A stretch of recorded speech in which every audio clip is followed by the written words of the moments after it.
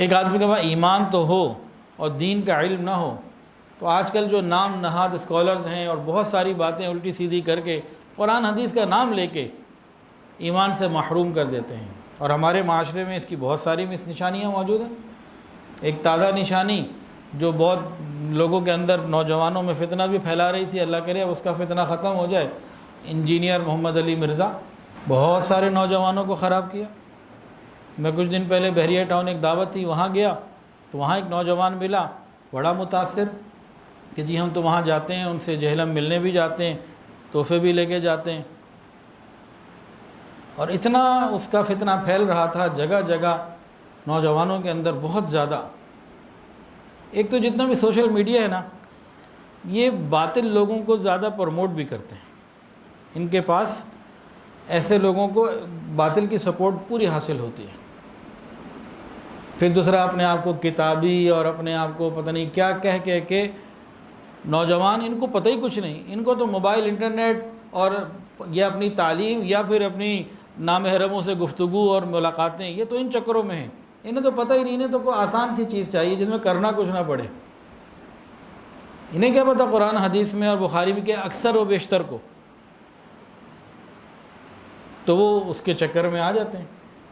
मैं तो बहुत खुश हूँ और हज़रत मुफ्ती तारिक मसूद साहब, अल्लाह उनको बेहतरीन जज़ाए खैर अता फ़रमाए, को इस तरह अलल ऐलान जो है वो बाकायदा वीडियो के ज़रिए वहाँ जाना और वहाँ फिर रहना और फिर उसकी सारी बातों का जवाब, मतलब सामने उसको, वो तो एक मोहब्बत से मुलाकात के लिए गए थे, कोई खुदा ना खाते कोई लड़ाई के लिए तो नहीं गए थे।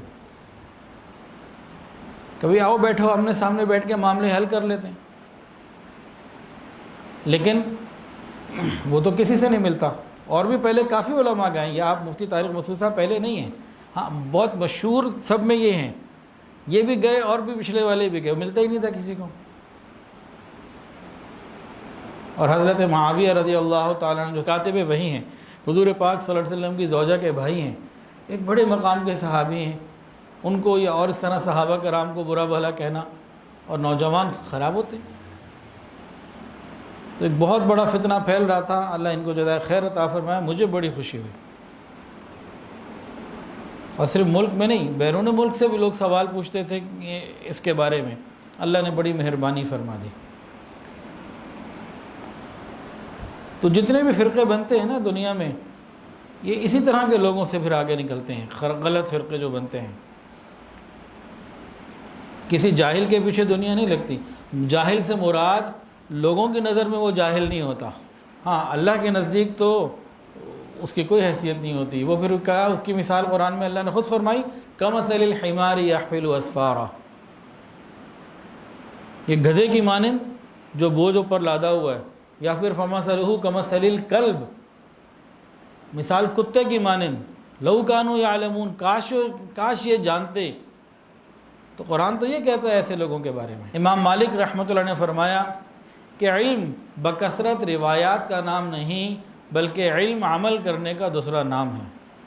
इल्म पर अमल करने की भी ज़रूरत है। एक और अजीब बात आपको बताएं, दुनिया में जितने भी बातिल फ़िरक़े गुज़रे हैं या मौजूद हैं या बन रहे हैं या आगे बनेंगे, उन सब का जो बानी होगा वो कोई आलिम होगा,